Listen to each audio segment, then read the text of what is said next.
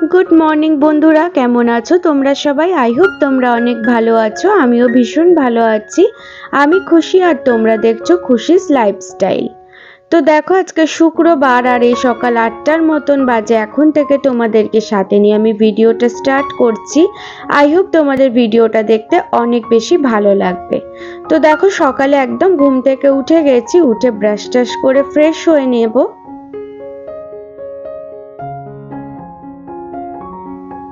দেখো, ব্রাশ আমার করা হয়ে গেছে। এবার আমি ভাবছি বিছানাটা গুছিয়ে নিই। বিছানাটা গুছিয়ে তারপরে একটু চা খাবো, দিয়ে ভাবছি স্নানটা করে নেব আজকে একদম সকাল সকাল, তারপরে আমি কাজটা শুরু করব। তো বিছানাটা গুছিয়ে নিচ্ছি। আর বাইরের ওয়েদার আজকে ভীষণই খারাপ, প্রচণ্ড মেঘলা ওয়েদার করে আছে আর ভীষণ ঠান্ডা হাওয়া দিচ্ছে। কিন্তু রাতে জানো তো গরম লাগছিল, ফ্যান চালাতে হয়েছিল আর ব্ল্যাঙ্কেটও গায়ে দিতে পারিনি, চাদর গায়ে দিয়ে ঘুমাতে হয়েছিল। কিন্তু ভোর থেকে বেশ ঠান্ডা লাগছিল আর পর্দাও সরাচ্ছি না জানলার, কারণ ভীষণ ঠান্ডা হাওয়া দিচ্ছে। সেই কারণে পর্দা সরালাম না। আর আমাদের ঘরে এমনিতেও অতটা আলো ঢোকে না, পর্দা না সরালেও কোনো কিছু ব্যাপার নেই। আমাদের সকাল থেকেই লাইট জ্বলে, সমস্ত কাজ করলে লাইট জ্বালিয়ে সব কাজ করতে হয়, বেশি আলো বাইরে ঢোকে না। তো এই যে বিছানাটা গুছিয়ে আমি চা নিয়ে বসে গেছি। আর এই এক কাপ চা খেলে অনেকটাই ক্লান্তিভাব দূর হয়ে যায় আর ঘুমটাও পুরোপুরি কেটে যায়। তারপরে কাজ করার আলাদাই একটা এনার্জি আসে। তো যাই হোক, চা খাওয়া হয়ে গেছে আমার। এবারে আমি ভাবছি স্নানটা করে নিই আজকে।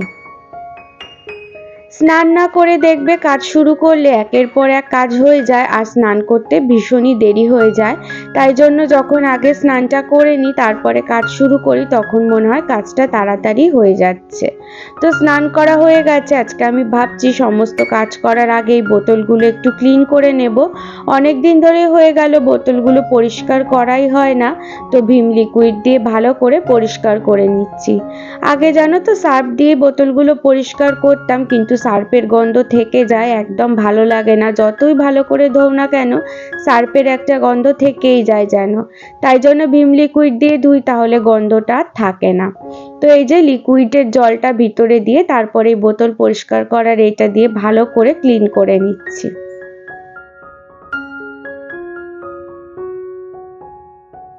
আর একটা ব্রাশ দিয়ে, যেটা ব্যবহার হয় না সেরকম ব্রাশ দিয়ে বোতলের ঢাকনাগুলো ভালো করে পরিষ্কার করে নিচ্ছি, কারণ ঢাকনার যে খাঁজে খাঁজের মতন নোংরা থাকে সেগুলো এই ব্রাশ দিয়েই ভালো পরিষ্কার হয়। আর বোতলের মুখটাও ব্রাশ দিয়ে ভালো করে ক্লিন করে নিচ্ছি। তো দেখো, বোতল আমার পরিষ্কার হয়ে গেছে। এবারে আমি অনেকক্ষণ ধরে জলে ভালোভাবে ধুয়ে নিচ্ছি বোতলগুলোকে। আজকে এত পর্যন্ত ভিডিওটা যদি আমার কোনো নতুন বন্ধু দেখে থাকো, তাহলে আমাকে কমেন্ট করে বলো যে তোমাদের ভিডিওটা দেখতে কেমন লাগছে। আর যদি ভালো লাগে লাইক শেয়ার আর চ্যানেলটা সাবস্ক্রাইব করে তোমরা আমার পাশে থেকো। আর পাশের বেল আইকনটাও প্রেস করে দিও, তাহলে ভিডিও দিলে সবার আগে নোটিফিকেশন তোমাদের কাছে যাবে। তো বেসিনটাও দেখো ক্লিন করা হয় না, তাই জন্য হ্যান্ড ওয়াশ দিয়ে ভালো করে ক্লিন করে নিচ্ছি। আর মায়েদের বাড়িতে যেহেতু মিষ্টি জল সবসময়, সেই জন্য একদম নোংরা হয় না, সবসময় পরিষ্কার থাকে মায়েদের বেসিন। আর টাইলসগুলো একদম ক্লিন থাকে সবসময়তে। তো বাপির জন্য একটু ফ্লাস্কে গরম জল করে নেব, কারণ ফ্লাস্কে একবার জল গরম করে রাখলে সবসময় মায়েরা লিকার চা খায়, তারপরে ধরো গরম জলও মাঝে মধ্যে খায়, তো খেতে সুবিধা হয়। সেই কারণে সকালে এক ফ্লাস্ক পুরো ভরে গরম জল করে নেয়, তারপরে সারা দিনটাই চলে ওই গরম জল করে রাখলে। তো এদিকে গরম জলটা বসিয়ে দিয়েছি, তারপরে যে বোতলগুলো ধুয়েছিলাম সেগুলো ভরে নিচ্ছি। তো ওদিকে জলটাও গরম হয়ে যাবে আর এদিকে বোতলগুলো সব ভরা হয়ে যাবে। তো একই সাথে সমস্ত কাজ বুঝে শুনে করতে হয়, তাহলে কাজটা অনেক তাড়াতাড়ি হয়ে যায়। তো বোতলগুলো আমার ভরা হয়ে গেছে আর এদিকে গরম জলটাও ফুটে গেছে। তো ফ্লাস্কে ঢেলে নেব এবারে জলটাকে আমি। আর মায়েরা যেহেতু গ্রিন টি খায়, তোমরা আগের দিনই দেখলে টি ব্যাগটা এই গরম জলের মধ্যে ডোবালেই চাটা রেডি হয়ে যায়। আর একদমই ঝামেলা হয় না, যখন তখনই ইচ্ছা গেলেই গরম জলের মধ্যে টি ব্যাগটা ঢোকালেই হয়ে যাবে চা। তো এইভাবেই গরম জল দিয়ে চাটা খেয়ে নেয় মায়েরা।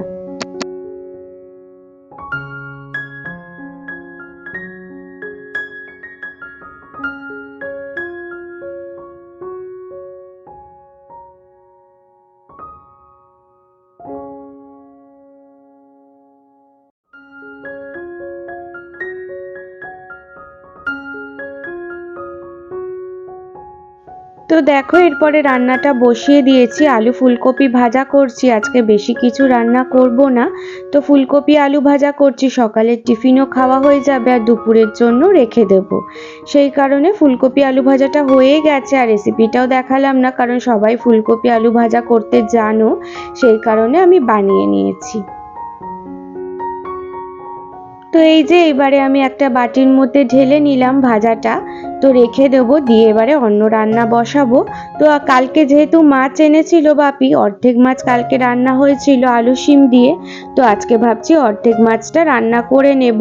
ফুলকপি দিয়ে করছি আজকে, ফুলকপি শিম আলু দিয়ে বাদ বাকি যে মাছগুলো ছিল সেগুলো আজকে রান্না করে নিচ্ছি। তো এই রান্নাটাও আর তোমাদের সাথে শেয়ার করলাম না, আজকে অন্যান্য কাজগুলো শেয়ার করলাম। রান্না তো রোজই শেয়ার করে থাকি, তো আজকে আর শেয়ার করলাম না রান্নাটা। তো একই প্রসেসে আমি রান্নাটা করেছি, কালকে যেরকম করেছিলাম আজকেও সেরকমই করেছি। তো আলু দেখো সেদ্ধ হয়ে গেছে, তো রান্নাটা আমার কমপ্লিট হয়ে গেছে। তো এটাও এবারে একটা বাটিতে ঢেলে নেব।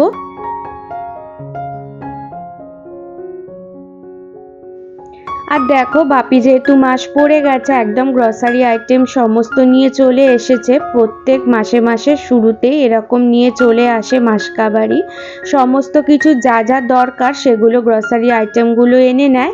তারপরে যখন মাঝখানে কিছু শেষ হয়ে যায় তখন শুধু সেইটুকু জিনিসই নিয়ে এলে হয়ে যায়। তো এরকম মাসের শুরুতে জিনিস নিয়ে এলে দেখবে অনেকটাই সুবিধা হয় আর একটা হিসাবও পাওয়া যায়। তো এরকম নিয়ে এসেছে আর আমি সব জায়গায় ঢেলে দিচ্ছি। মাকে বললাম যে জায়গাগুলো দাও, আমি বসে বসে ঢেলে দিচ্ছি। আর মা এই যে একে একে সমস্ত কিছু দিয়ে দিচ্ছে আমাকে, যেই কৌটোয় যেই জিনিসটা ঢালে মাই তো জানে। তো মা বলে বলে দিচ্ছে আর আমি বসে বসে সব কিছু ঢেলে নিচ্ছি।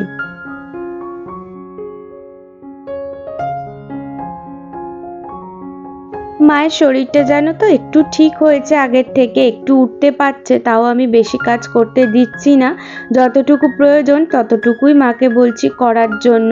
আর মা যেহেতু সবসময়তে বসে থাকতে চায় না আর সব কাজ করতে চায়, সেই জন্য একদমই বসে থাকছে না। আর যে সবসময় কাজ করে তার দেখবে শুয়ে বসে থাকতে একদমই ভালো লাগে না। একটু শরীর ঠিক হয়েছে, এটা করছে ওইটা করছে। তো আমি বললাম যে এগুলো আমি ঢেলে দিই, আর ততক্ষণ মা ওই জায়গাটা যেখানে কৌটোগুলো থাকে সেগুলো ভালো করে পরিষ্কার করে নিচ্ছে ওই জায়গাতে, আর আমি এরকম বসে বসে ঢেলে নিচ্ছি।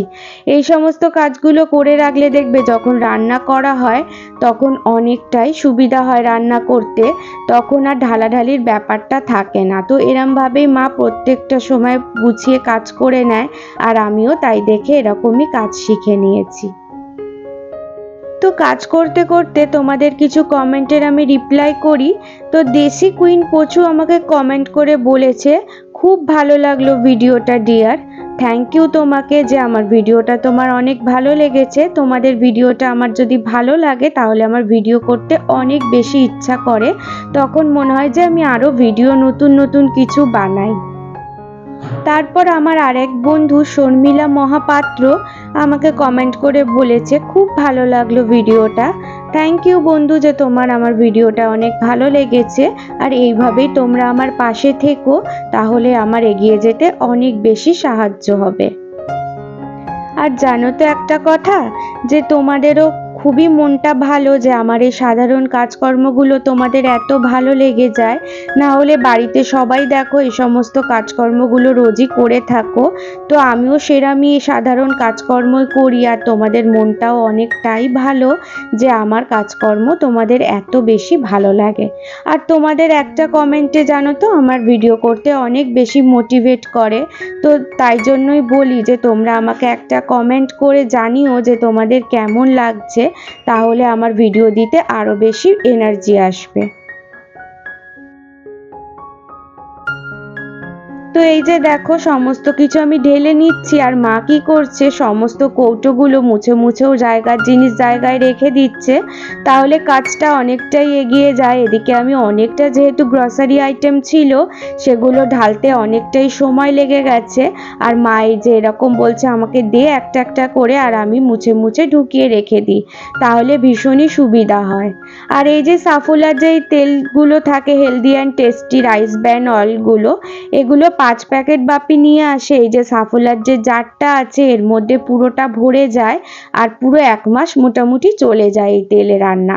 আর এই তেলে রান্না আর কি খাওয়া খুবই ভালো, অতটাও ক্ষতি করে না। কারণ হচ্ছে পেটে যাদের সমস্যা আছে লিভারে, তারা এই সমস্ত তেলে রান্না খেলে খুব ভালো। আর আমার বাপির যেহেতু কোলেস্টেরল আছে, সেই জন্য ডাক্তার সর্ষের তেল খেতে একদমই বারণ করে দিয়েছে। বলেছে যদি তেল খাওয়া হয়, এমনিও তেল বেশি খাওয়া উচিত না, আর যদিও বা তেল একটু বেশিও হয় এই তেলটা ক্ষতি খুব একটাও করবে না। তো এই যে দেখো একটু বাকি থাকে, ওই জারটা করে দেয় আর কি, ভরে যায়। আর এই যে এই চা পাতা লিপটন গ্রিন টি, এই চা পাতার পুরো বাক্সটা নিয়ে চলে আসে বাপি। সব সময় ওরা চা খায়, আর দুধ চাটা দিনে একবারই সন্ধেবেলায় খায়, আর তাছাড়া যতবার চা খায় এই চা পাতাটাই খায়। আর এখানে 100টা প্যাকেট আছে এরম পাউচ দেখো, আর খুব ভালো এগুলো খাওয়া আর কি। যাদের ওয়েট লস করতে চাও তারাও এসব খাওয়া ভালো, আর যাদের কোলেস্টেরল ইউরিক অ্যাসিড এই সমস্ত কিছু থাকে তাদের পক্ষেও এই সমস্ত চা খাওয়া অনেকটাই ভালো। আর মা কি করেছে দেখো, এই যে গ্রিন টির একটা ছোট বাক্স ছিল সেইটা কেটে এর মধ্যে এরকম সাজিয়ে রেখে দেয়, আর তাহলে একটা একটা করে পাউচ নিয়ে যখন চা করতে সুবিধা হয়। তো আমিও সেই জন্য গুছিয়ে রেখে দিচ্ছি, যতটা ধরে সেগুলো ব্যবহার করবে, আবার শেষ হয়ে গেলে এরামই সাজিয়ে রেখে দেবে। তো এই যে এরকম ভাবেই দিন চলছে। তো আই হোপ তোমাদের আজকের ভিডিওটা আমার অনেক দেখতে ভালো লেগেছে। আর যদি ভালো লাগে লাইক শেয়ার, চ্যানেলটা সাবস্ক্রাইব করে তোমরা আমার পাশে থেকো, আর পাশে থাকা বেল আইকনটাও প্রেস করে দিও, তাহলে সবার আগে ভিডিও দিলে নোটিফিকেশন তোমাদের কাছে গিয়ে পৌঁছাবে। আর যদি খুব খুব ভালো লাগে বন্ধু ফ্যামিলির সাথেও শেয়ার করতে পারো। তো এই যে দেখো আমি গুছিয়ে রেখে দিয়েছি, আর এই বাক্সটাও ভালো করে রেখে দিচ্ছি।